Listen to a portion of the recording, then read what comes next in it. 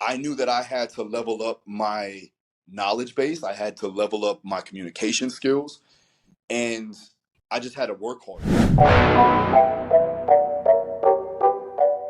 Justin Miller, owner of Legends of Athletics, and today I have another special guest here with me. I have Coach Phil Daru. I hope I'm saying it correctly.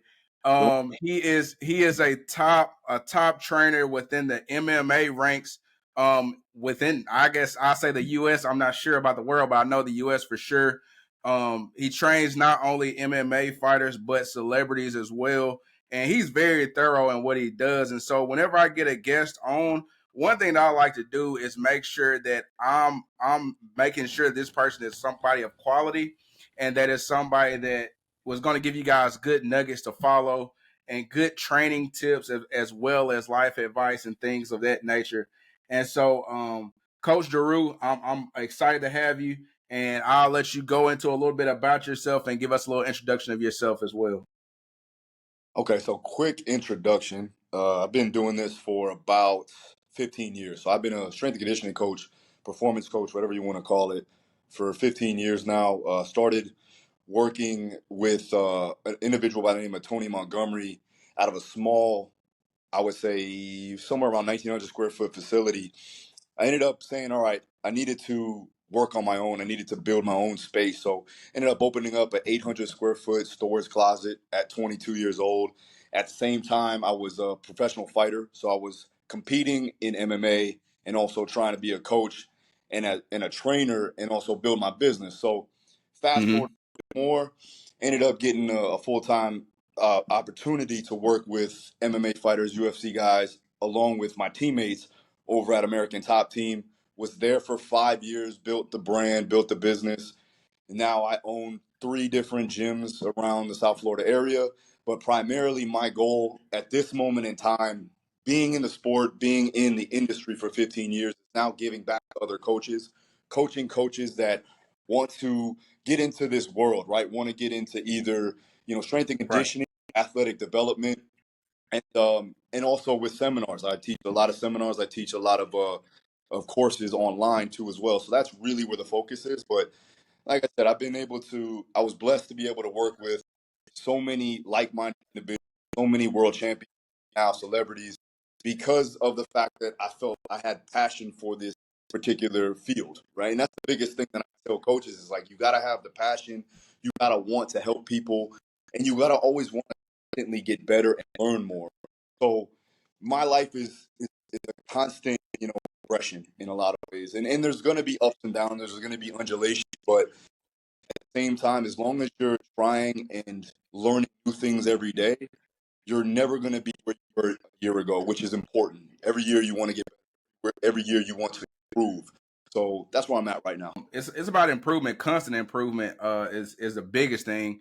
I know, like me as a coach, I previously had Coach Beckham on the podcast, and he's a speed and agility coach. He's at Mississippi State University now, but talking with him and interviewing him, and also having a chance to be around him and be around some other coaches, really allowed me the space to not only see where I could improve, but also glean and take some nuggets from those guys to improve as well. And so I think in the world of coaching, as with anything, it's always about constant evolution and constant want to learn. I think a lot of times we miss learning opportunities because we're looking for a variety, or we're searching for a variety and things of that nature, but we're not being consistent on the things that work. And sometimes you can get so caught up in variety that you forget what works and what doesn't work, in a sense. Very true. Yeah.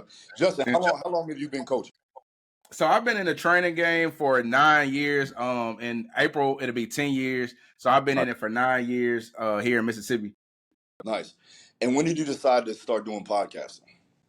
So for me, podcasting was something that I did initially just as a hobby. I started back, I think it was 2015 or 2016. I did it as a hobby. And then after that, I kind of jumped into it full time this past year, because it was just something I said, like, well, I think it works for me, not only to learn and teach others, but also teaching myself. And then it's something I like to do.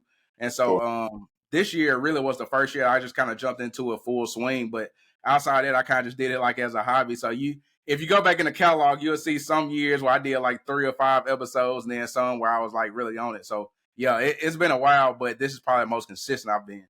So no, I like to see that because I like to see what other coaches have been through, what other trainers, what they've done in the past Mm-hmm. and got them where they're at, and why they decided to go this route on putting out content, right? Because that's a big thing with a Mm-hmm. lot of trainers. They're they're reluctant to actually put out positive content and things that we know that are going to help others because Mm-hmm. maybe they feel like they're not, they don't want to be in the limelight or they don't want to big themselves up. But at the end of the day, the goal is to help educate others, right? And Mm-hmm. pass it. So I always like to see coaches that have been in the trenches get on and actually do content and give the experiences and the information that they have available for them to others. So this is really Yeah. good that you're. And I'll add this too, man. You just said something key. To me personally, man, with the content, I'm gonna be real. Like from a coach that's like a smaller creator right now, and climbing the ranks, with getting traction and things. I think with coaching, what you can get lost in the sauce in, is like me personally. I don't like to watch a lot of other people's stuff. Mhm, Um, like I'll watch a little bit, but then you can watch so much of it that either you're gonna get super self critical of what you do, or you're mhm, gonna be saying, "Well, I don't communicate it that way, I don't say it that way, or do it that way, so my stuff isn't as great." And then like once it gets to the point of like having teams, like you said, you start off in a small box gym. Some people are like, I know I don't have a gym, and I kind of work remotely or work wherever I can. mhm. Some people get into it like, oh man, I don't even have a space, so I can't do X, Y, and Z. But content is just, you can't get around it these days. Like, Yeah. uh, I'm gonna say 10 years ago, whenever I done it, I got in, it was still relatively new. Like the sports performance space was next to untouched. Like it was a few people out there putting out content, but most of it was like I follow Chris Jones back in the day. I still Okay. follow him now, like this stuff. Chris Jones, Mhm. like bodybuilding stuff. They had most of it was saturated with bodybuilding content. And you Yeah. didn't really have a lot for athletes, so to speak. And so to me, True. man, that's just something that you gotta do these days. And you gotta just put your best foot forward. We're all not gonna look the same. Some people are larger frames, some people have smaller frames, some people are ripped, some people are not. But I Yeah. say this, at the end of the day, if you know, not being grotesquely overweight and stuff like that, but like I say this, if you know your information, you know your stuff, you're on the right track. Mhm. And then it's just applying and implementing it and executing it at the highest level. I think um, though we have algorithms today, I think the people that execute at the highest level, Yeah. mostly, even though you can have, hey, you do have some people who don't necessarily aren't as knowledgeable or whatever, slip through the cracks. I think those that execute at the highest level are the Mhm. ones that you see. And that kind of goes to the 80-20 thing. You're gonna see those top 20% excel and 80% like that aren't really teaching or aren't coaching or doing it for real. You're not gonna see those people. So I definitely I want to say that part. I agree with you on that. You said you're in Mississippi, right? Mm-hmm. How's that scene out there in Mississippi from just like a sports performance standpoint? Man, it's like if I could compare it, it's kind of like it's like discovering an untouched island or something. It's very Mississippi itself is rural. I grew up here. Uh-huh. It's rural, so it's not as what we call cities. Y'all probably look at it and be like, man, that's a town. But Yeah. uh it's a smaller community, so it's rural, but it's one of those things where it's growing. I Yeah. think it's somebody has to find a blue ocean, right? Yes. I don't know if you ever heard of blue ocean theory or read the book about blue oceans and stuff like that. A little. Um, and that's what I'm trying to do. But it's about really having something concrete and not being the same as everybody else. Not saying that you go against the grain and we flipping off buildings and stuff, but I think when you're really talented and you're really thorough at what you do, you can show people that pain point, one, and two, you can execute. Like I said, going back to execution, and get results from people. Now, we're not gonna have any, like, we don't have professional teams or anything like that, but there is a need and a space for it. If you're talented at it. I go back to something that you said about branding and stuff, right? So when I first got in the game in 2014, this wasn't even called Legends of Athletics. The name was called Geek Physiques, and I got it from Mhm. I got it from Chris Jones, he was Physiques of Greatness at the time. And so I was like, man, that's sound kind of cool. So I went with Geek Physique. So and we eventually moved to doing more sports based stuff, and the name just didn't match the brand. And so that's when we rebranded in 2019 and became Legends of Athletics LLC, and kind of went on and moved on from there. It's definitely been hard. I mean, in Mississippi, Yeah. let's face it, we got the financial part, one, and then two is like you said, just getting people to buy in. But one thing that I have realized and learned is it's really the mindset that you take to it, right? So one mindset you can take and say, well, people really don't have it, or I'm an RA trainer, but I can't get this guy, like you said, in Alabama. I can't get this guy over here, over there. But then it's like when you reframe and reshift your focus, and you reframe what you're thinking about, and you really put it one to paper but put it into practice, you attract different things to you. You attract the right athletes to you. You attract Yeah. those opportunities and things like that to you. I'll say this because it's been crazy. I don't know how much you deal with mindsets and things like that. Oh yeah. But it's one thing to think like an athlete, and you think push, you think go beyond what I'm capable of and things like that. But it's another thing in your everyday life when you have to pattern interrupt maybe those negative thoughts, pattern interrupt the things that you feel like are self-limiting, and what you can do. And I'll say that because it is, right? And you may say this is funny, you may say it's kind of woo-woo, but I feel like I attracted this podcast and attract you on it because a couple months ago, one thing I said, man, the one thing I want to do on my podcast, and I'm saying this out loud, I'm not going to say every goal I got for it, but one thing I said is, well, I'm going to take this thing serious because I think it's something that's great. One, because a lot of times with strength coaches and sport and performance, we're a lot of the unsung heroes, the guys that don't get talked about a lot, kind of in the background. It Yeah. take you having 16, and I'm saying this figuratively, Yeah. 16 5-star clients, and then somebody's like, oh yeah, man, he trains with such and such. This guy's great. And Yeah. so it's giving a voice to those people, but then helping people understand the importance of your foundation and your training. Mm. And so I just decided to do things differently and say, hey, I'm gonna take a chance. It's not an opportunity that every person's gonna respond, every person's gonna jump on this and that, whatever. But I'm gonna Yeah. take that chance because I feel like I'm just as good as others. You know what I'm saying? I feel like this can be just as great as others, no matter where your geographic location is. Yeah. And even speaking on trainers, I thought about think about people like Custy Amato and things like that, and how that one person shifted Mike Tyson's whole career. Because I'm one of the people, and you may think again, this is kind of funny. I don't think he's ever beaten if Cuss never dies. Like, that's in my mind. I feel like that. It could be wrong, but that's from a person I'm not even close to him. But I just say all that to say, like, mindset, giving people a voice, and then, like you said, just separating myself and showing that it's something different and the importance of it. Yeah. I mean, I think that in any case of coach athlete relationship, there's going to be some level of psychology that goes into it, right? There's Mm-hmm. mental on, and in my sport with fighting, they always say it's like 90% mental, right? So Mm-hmm. giving confidence and giving them positive affirmations, and setting out, attainable goals that are obviously hard to do, but again, they're attainable. I think that, with that, it comes to the point where you have to know the individual.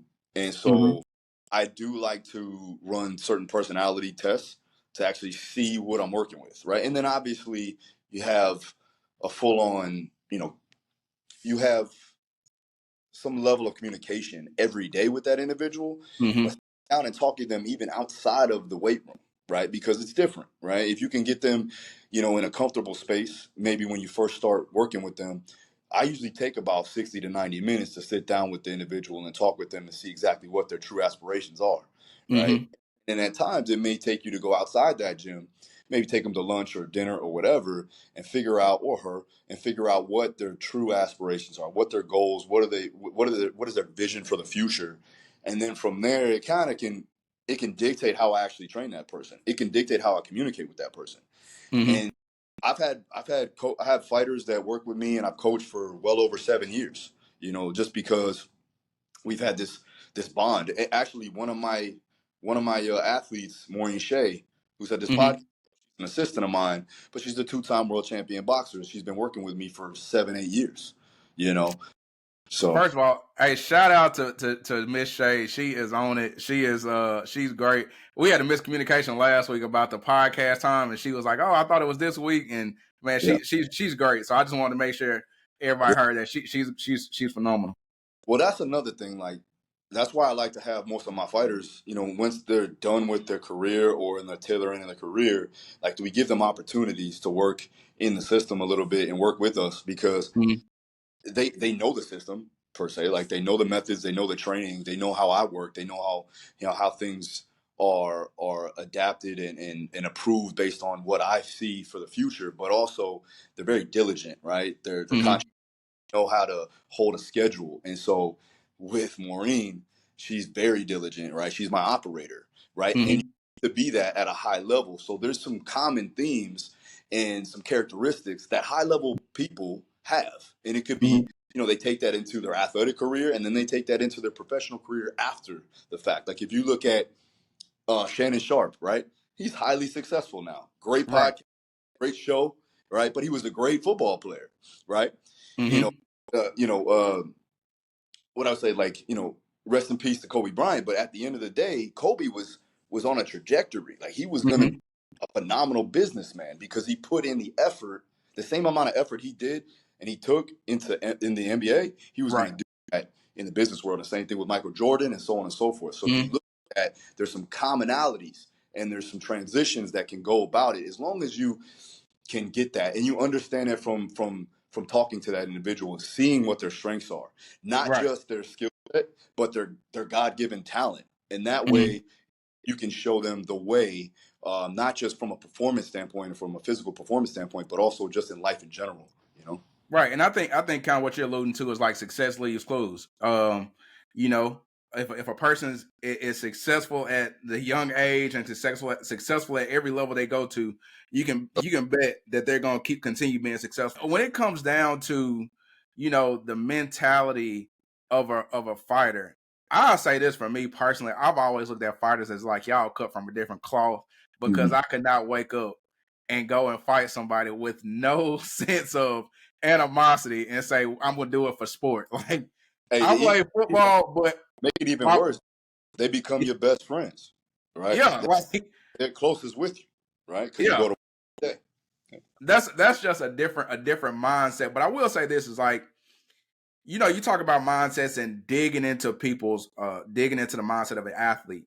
I think that in coaching, sometimes we can get so caught up in the numbers and so caught up in the financial side of it, which is what you have to be caught up in, and to a sense that you Mhm. forget the person that you're coaching. And so Oh for yeah. me, I think that's something that has helped me be successful with athletes that I've trained, is because with coaching, and this, some athletes respond to being called out in front of the group.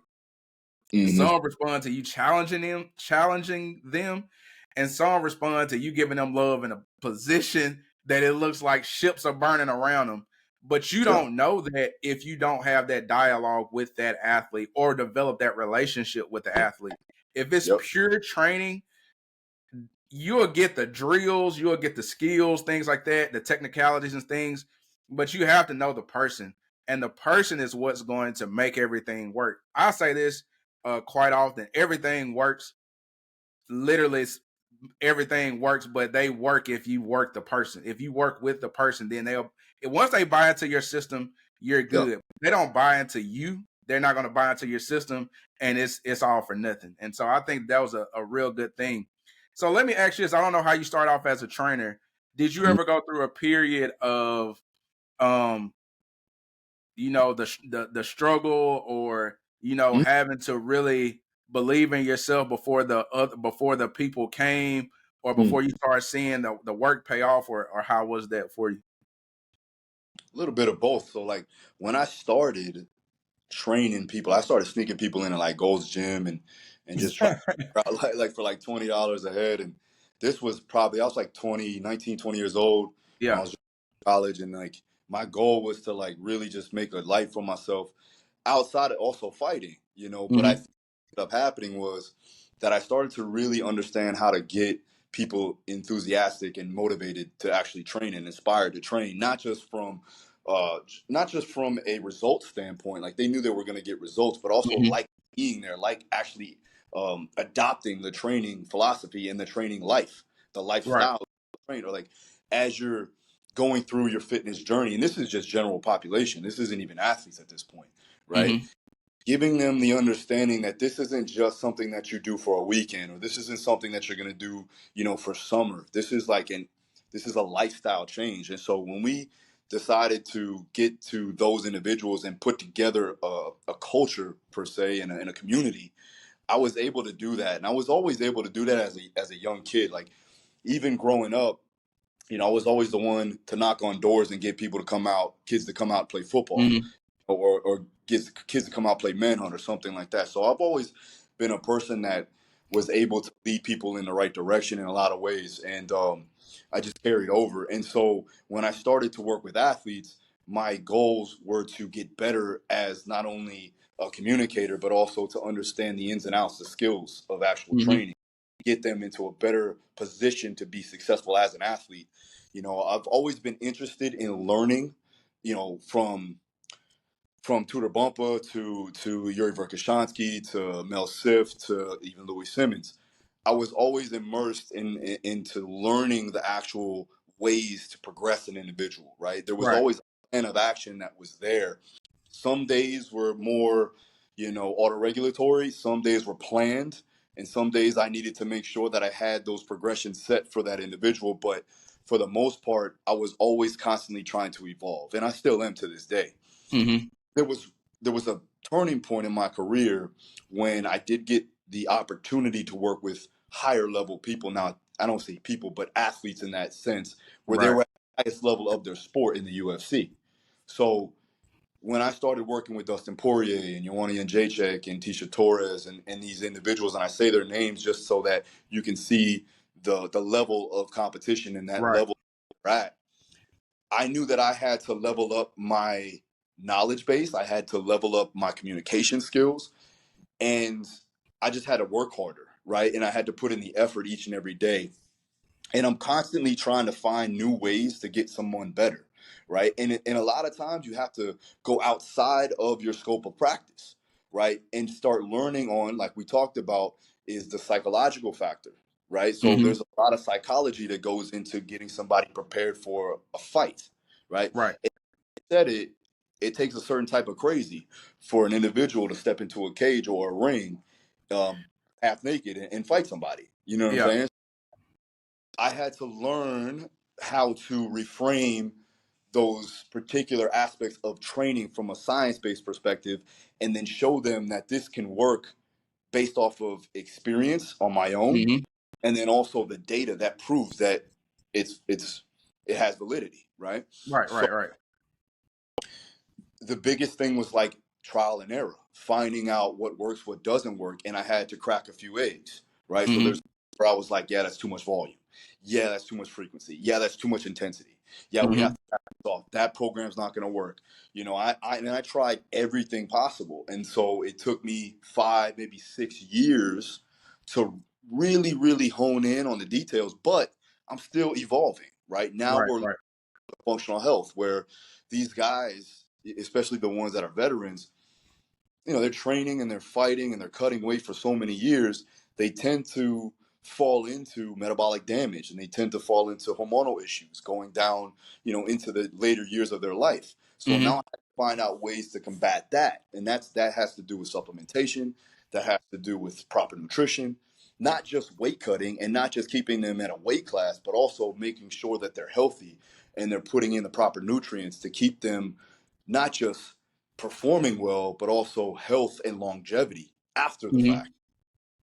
And then obviously getting them more powerful, getting them stronger, but throwing in some cognitive conditioning, right? Throwing in some things that from a mental standpoint that can not only get them better from a performance standpoint, but also again allow them to expand their mind and create higher thought processes, so that when they do get out of the sport, they're ready and prepared to do whatever they can. Maybe be, a CEO of a company or so on and so Mm-hmm. forth. And then also it's good to combat a lot of the physical attributes that they have to attain, or a lot of physical training that they have to attain, by doing something more mental, right? So they can train, but they're not beating their bodies up, Right, right? right, right. So those things are something that I put into place down the line, and obviously I acquired some of the specialists around the way, so that again, I don't want to be the guy that knows everything. I just want to make sure that I'm assembling a team that Mm-hmm. can put together the best possible outcome for that individual. Definitely, the proof is in the pudding. I mean, 5-time MMA was a trainer of the year. Yeah, That yeah. that speaks for itself. Thank you. I mean, and I think that, you know, MMA to me, and it may be because I'm not familiar with it as and like we said before, as like the niche of like football and basketball. But to me, MMA is just one of those things that it's mixed martial arts, but it's also mixed training. Like you have to know so many principles in order to make a fighter tip top shape. I mean, I know we talk a lot about camp, or one of the questions I had was about camp, and I hear fighters talk about going to camp. What does that kind of, like, from what you can tell us, what does that kind of encompass? Like when fighters go into these training camps, like what does that look like? Well, you got to remember that whether it be MMA, kickboxing, boxing, jiu-jitsu, whatever, in MMA, it's multifaceted, right? It's a mixed energy Mm-hmm. sport. There's multiple modalities of training. There's multiple skill sets that you have to acquire, like you talked about. So training is omnipresent throughout the year. There's really no time off, right? Yeah. And it is maybe the intensity is lower, but they're still going in there and they're still sparring and training with their teammates, Mm-hmm. because you may not have a fight, but your teammate does. So you have to get them Right. prepared so that when you have a fight, they're going to help you. So it's a give and take type of deal. There's reciprocation. So with that being said, you always have to maintain some level of GPP, or general physical preparedness, and you Mm-hmm. also have sure that you're working on your limiters. Now, that could be your energy system limiters, or that could be your skill set limiters, that could be your strength limiters, whatever the case may be. We want to make sure that we're doing that off camp, so that when they go into camp, we can hit the ground running, right? And Right. Right. you usually have about 8 weeks. That's like a standard time frame of fight camp preparation, right? Mm-hmm. So with that, sometimes it's not. Sometimes it's 6 weeks. Sometimes it's 4 weeks. Ideally, you want to have 8 to 12 weeks. And so once you start camp, you should already have a foundation built in, right? You should already have great movement quality, right? You should have the structural integrity, and you should have a wide array of joint prerequisites, so that when we throw in these tools or exercises, you're able to do that with the right amount of intensity and Mm-hmm. direct, so that we can get the adaptations necessary. At some point, though, there's going to be a roadblock, and there's going to be some time where you have to deload, because not only are you weight training, conditioning, but you're also sparring, you're grappling, you're doing a lot of, you're probably dieting if you're weight cutting, right? Mm-hmm. So usually around 5 weeks out. Now, this is experience based, it's anecdotal, but I do want to run a study on this, but primarily based off of 200 plus professional fighters that I've worked with personally. Usually 5 weeks out is when we like to give them a structured deload. And that's because that's at that point, they've already been in camp 3 to 4 weeks, right? Mm-hmm. Been progressively intense.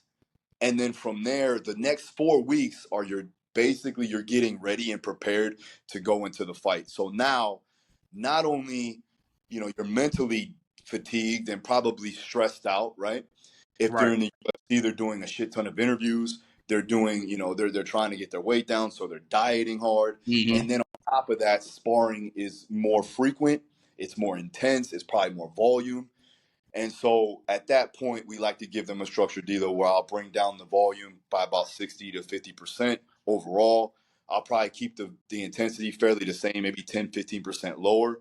Mm-hmm. But my goal is to get them prepared for the next 4 weeks, right? And now that is going to be your peaking phase. So usually 4 weeks out, now we're starting to work in more higher speed, more power work that is more catered to the speed of the sport, right? So Right. now the domain and the actual power and training in the weight room is going to be based upon planes of motion, based upon rhythm, and based upon the actual energy systems that they're going to be really focused on inside the Mm-hmm. fight. This also has to do with their game plan, right? So, like, if they're very explosive and they're very muscular, like a Tyron Woodley back in the day when I used to work with him. I remember him. Yeah. Yeah, so Tyron was very explosive. Like, if you ever notice, it was like explode, recover, explode, recover. Mm-hmm. So at that particular time, off camp, we want to work on his limiters, which is going to be, aerobic capacity and the ability to deliver oxygen to that muscle that he had. So we would work on more aerobic capacity, aerobic power, more like marathon running and certain Mm-hmm. protocols that enhance cardiac output and blood flow.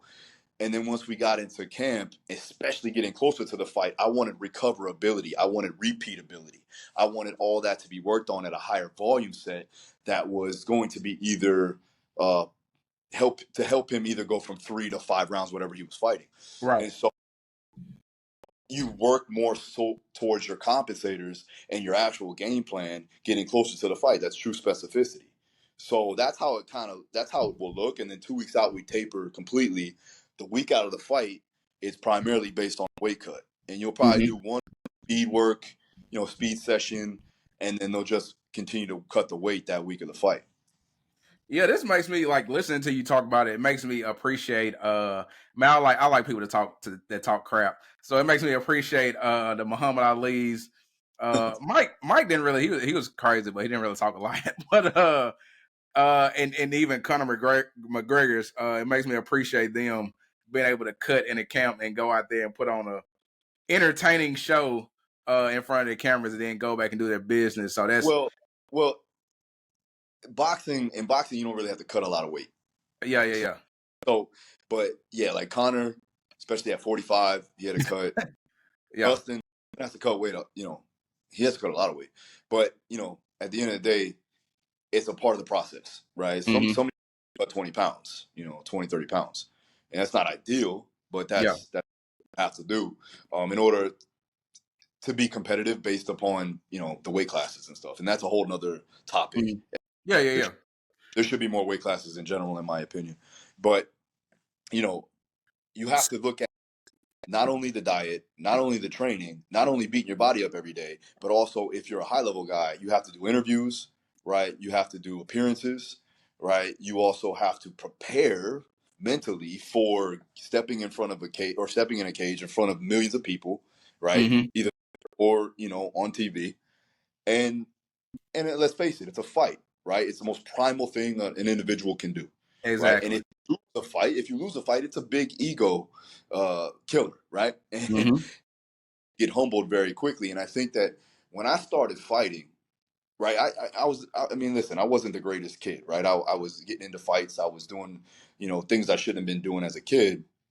When I started really training, all of that stuff, all that extracurricular stuff, Yeah. when I like at the end of the day, like I'm not trying to fight you in a club. I'm not trying to fight you at the movies. I got to do this tomorrow with my Mm-hmm. boy. And I'm like, I'm good. I already sparred today. I don't need to go Mm-hmm. through this. So I think in any situation, and you say like, you have a respect for it, but like I think any coach or anyone at all that wants to increase their confidence, right? Increase Right. their level of understanding of who they are, right? Mm-hmm. Intrinsically, and check their ego. Go train. Go do jujitsu. Go do a boxing class. Go do a Muay Thai class. I guarantee you, your mind frame is going to change for the better, 100%. Mm-hmm. Yeah, I've done a kickboxing class a couple of times, and man, my brain went before the body did. It just it's a different. I mean, it's not like in traditional. I say traditional sports like basketball, football, football more so. You can kind of you go a play, you take a break. Yeah, Basketball, somebody shooting the ball, you may be standing on the side catching your breath, but while somebody else getting a rebound, then run back up the court. But like with fighting or any type of, I mean, I know I've done wrestling before. I've never been part of a grappling competition or anything like that. that's, But we had a coach at Tupelo. He was a wrestler, and man, I know I'm country people be like I say wrestle all the time, but I'm like yeah. I can't. Is it a That's the way I class? can say it. Yeah. I'm talking. I What's like that? it. But yeah, he was a wrestler, And so he taught us how to do it. And so we did it kind of like as a conditioning thing. But man, it was something again, like my brain left and I was like, I really like, and it makes your body feel different. It's not like lifting weights or just going to another individual and just punching your hands and keeping them off Yeah. of you. It's completely different than any, I don't really know another way to say it, but traditional sport. Because you have to be aware of where your body is in space. You have to be aware of are you protecting yourself? How am I going to count? And then you have to use your brain to say how I'm going to counter this person while they're throwing the punch. And so it's so much going on. I think for the average person, that's 30 seconds. Like Yeah. that's not you're not going that far into it. But one thing I say that I like, and I want to ask you a question about is like, how was your transition? How was your transition going from fighter to trainer? You know what? It was so I'll give you the full rundown. So, like I said, I was training people and coaching people while I was fighting, right? But I wasn't fully engulfed in it, right? Like I had a thriving business going. People loved to train with me, but at the same time, I wanted to be a high level fighter. You know what I mean? I was still pursuing my own thing. Mm-hmm. And at that point, you go, well, what do you want to focus on? Because it's hard to focus on so many different things, right? And Mm-hmm. be so many different things. So and in MMA, you have to be all in. You really do, right? You can't dabble in it, you know? And so I remember I was working with a top level boxer at the time, and I was getting ready for a fight. I had a fight camp, and he had a fight camp. We both were in camp together, but I was Yeah. going, right? And my MMA gym was away from my gym, and this is when like I kind of was like, you know what, I need to bring my guys over to my gym and train because we just Right. Right. or to go from one session to another. And at this particular time, though, I had to go to jujitsu, so I had to go to uh, my jujitsu gym, and then I was late to train this boxer, right? Who had, Mm-hmm. I mean, he was fighting on ESPN, like it was a big fight for him, and it was one of my biggest names at the time. And I was like, I was 24 years old, so Mm-hmm. it was new in my career. Like I've been coaching for 4 years, but not. He was probably my biggest athlete at that time, my most known Right. athlete. And he goes, man, listen. And I came late. It was like, I was like 15, 20 minutes late, whatever. It wasn't a big deal. But it is a big deal when you're getting ready for a fight. And for me, it would have been a big deal regardless. To me in my head, though, I was like, yo, I'm 15 minutes late. I was just training. You should know how I feel. Like I'm cutting weight, you're cutting weight. Right. We know, so in my mind, my 24-year-old mind, I'm like, why don't you get me? You should know this.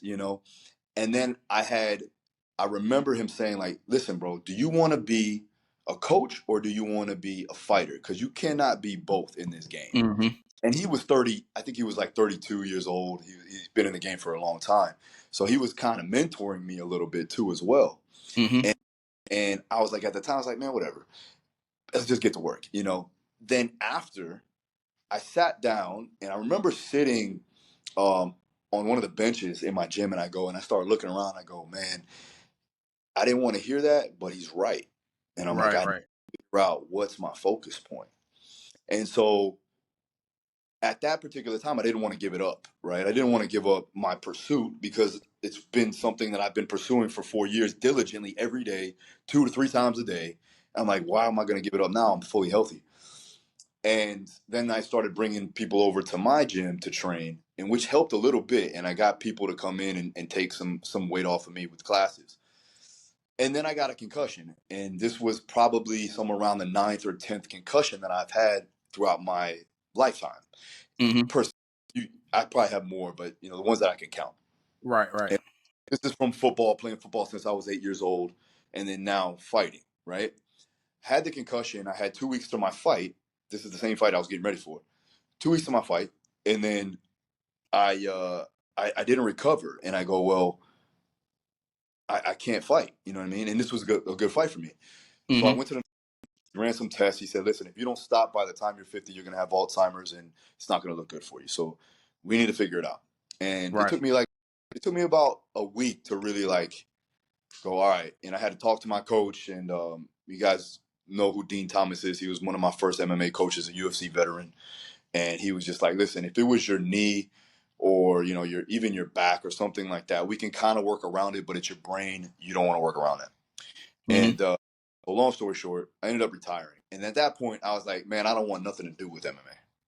I don't want nothing to do with any of this. So I started doing bodybuilding and I did a show. And then I was like, you know what? At that point, I was focused on just general population, but it wasn't enough. Like, it didn't fill a void for me, Yeah. right? And I was still like, I still had that itch to get back into fighting, but I knew that it was too soon. Like, I couldn't just get back into Mm-hmm. it. So I started training a little bit, and then I asked Dean Thomas again if he had any fighters that he would want me to work with, and that's when he said, get your resume together, bring it to the top team, and see if you can start working with the high level guys. It wasn't until then where I was like, you know what, this is a sign. This is a sign from God telling me that I need to focus on this particular uh, thing that He has given me, and the Mm-hmm. talent that has been given to me, just genetically, maybe whatever. But I knew that I was called to do that at that time, and I go, you know Exactly. what? Let's find a way to like really go in on this and pursue it 120%. And that's when that was that transition of like, all right, I still want to be an athlete.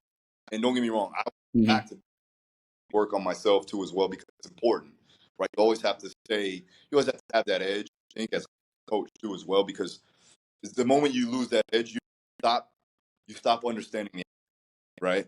So Mm-hmm. it is good to touch it, but don't let it away from the people that you're working with, if that makes sense, because you Yeah, have that to be makes sense. so yeah, I think that was a turning point for me after that, and then going like, I have an opportunity to work with some of the best in the world, and I and let's face it, I could live vicariously through them at the time, Whereas like I Mm-hmm. knew that I was going to be able to sit cage side or be in the corner of a fight or a big boxing match or an ADCC trial or the Olympics, whatever it is. I was going to be there and I was going to have a part in it, but more so from a selfless act as opposed to a selfish act. As a coach, continue to have that edge because it's needed to understand and coach your athletes through it is a big thing. I'll say, like, going to the beginning of the podcast, you asked me about how I got into podcasting and things like that. Man, this is the first year. Well, we're in 2024 now, but 2023 was the first year that I got back into training. I took a year off before that. And Mm-hmm. then even before that, I took another year off at another juncture within my career. And I can say that within that, it just was a loss of a loss of passion, one, for it, and then not seeing those results when you feel like you should, as far as like a client base and things like that. And that kind of took away some of the drive at that time. But um, you know, uh February of 23, I decided to take a leap of faith. And so I jumped into this thing full time, 100%, 100%.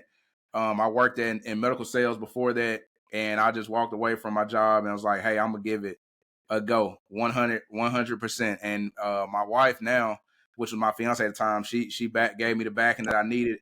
And that's how we got to where we are today. And so I say that to say, you know, tie into like anybody that's listening, at some point, whenever you going for whatever your dream is, whatever your passion is, there's gonna be a point where you gotta bounce back, where you gotta take a shot. It may knock you on your butt, it may not, but you gotta get back up and write your redemption story. And so I think that what you said is just a testament to that.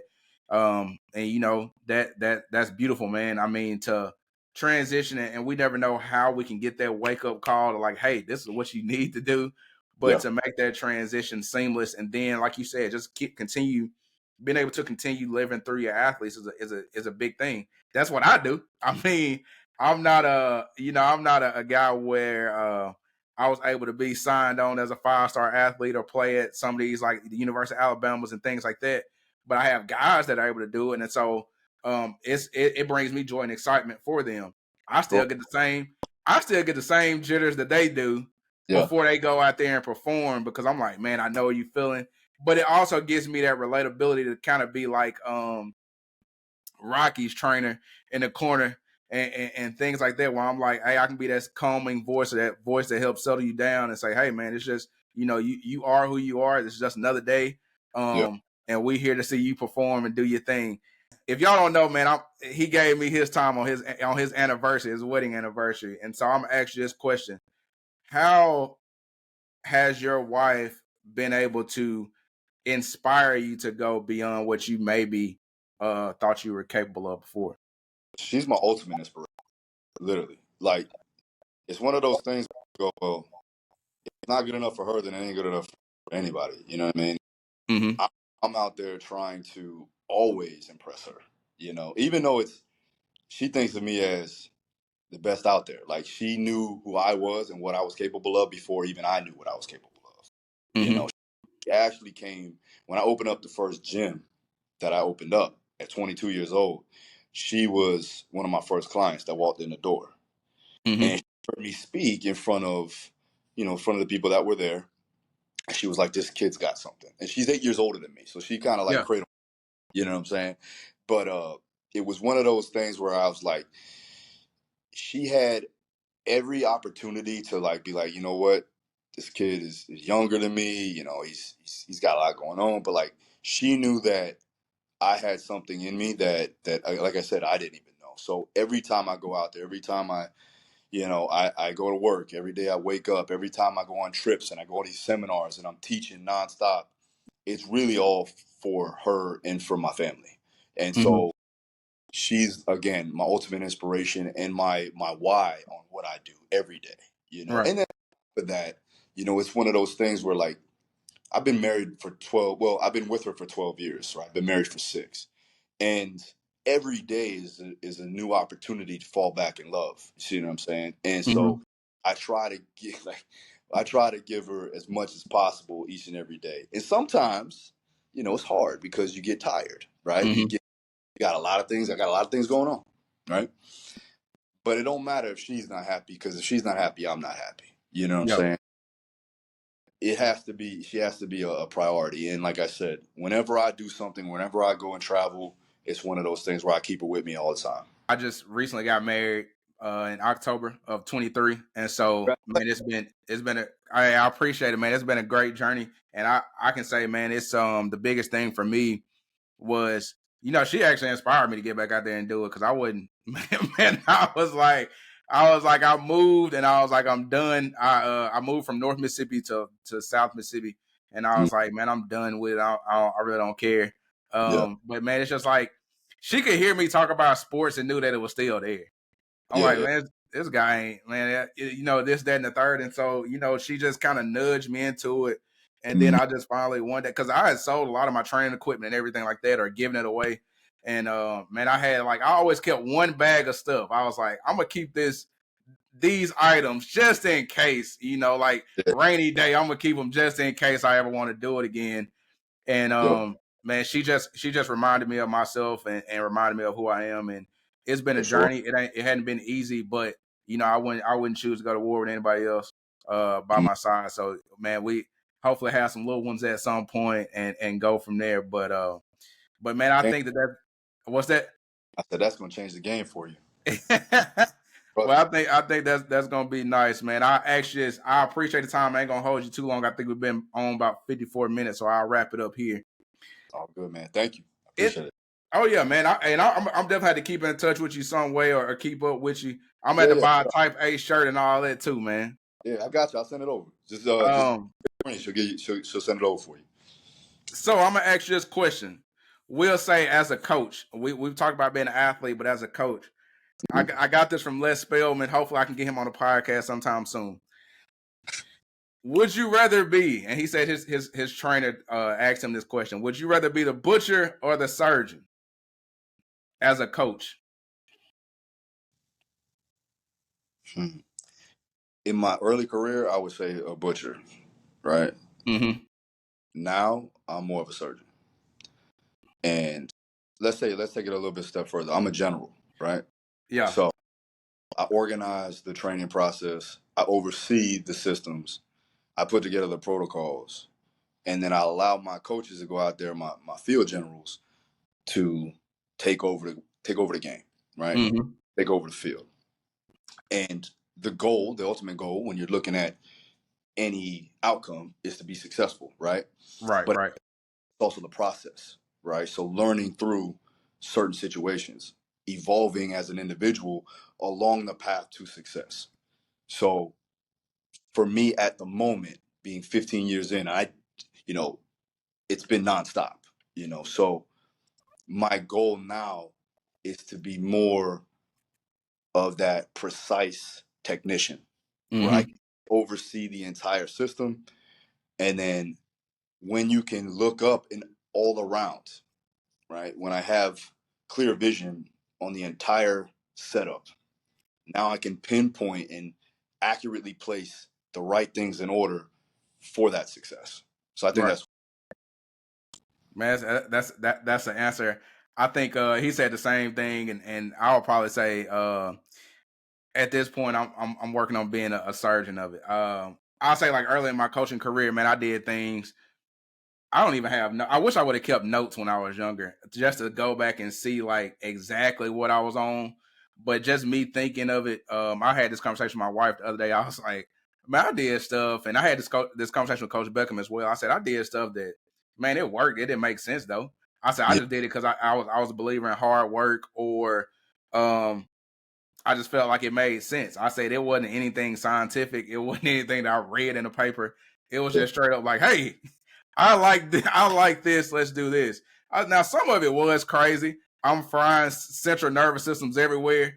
But at the end of the day, hey, they were my guinea pigs, and it worked out. But I think that as you progress in any career, it's the same thing. We talk about the greats. You look at Kobe, you look at Jordan. Regardless of what y'all say, you look at LeBron and you say, these guys at the beginning of the career, they come in, they're dunking the ball. It's all athleticism. I'm just yeah, more athletic than you. yeah, And once they get towards the end of their career, it's more IQ.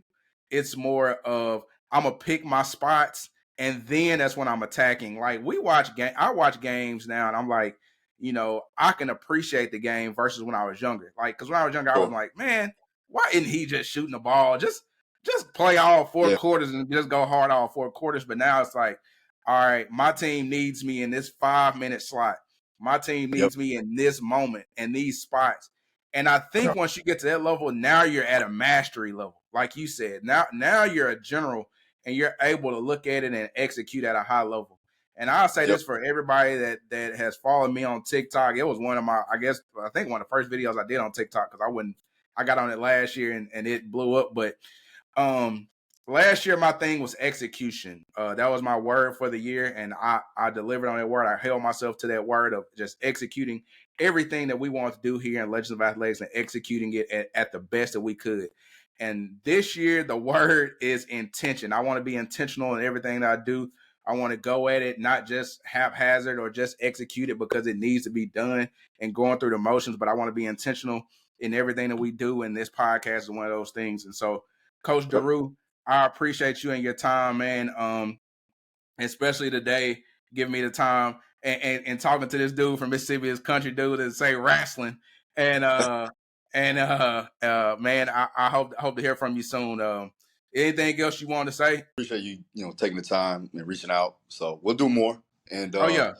yeah, whenever you're in Florida, man, let me know. Come through. Yeah, man, I have to come through, man. I'm gonna chop some weight before I get there though, because I ain't about to get killed.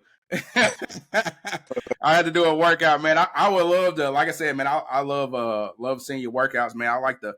I think the thing that really attracted me the most, this is like coaches speak, but like your coaching cues, man. You are a phenomenal communicator, and it's like right down to earth to where your athletes and your clients can understand what you're saying, and so that's one of the biggest things I took from you.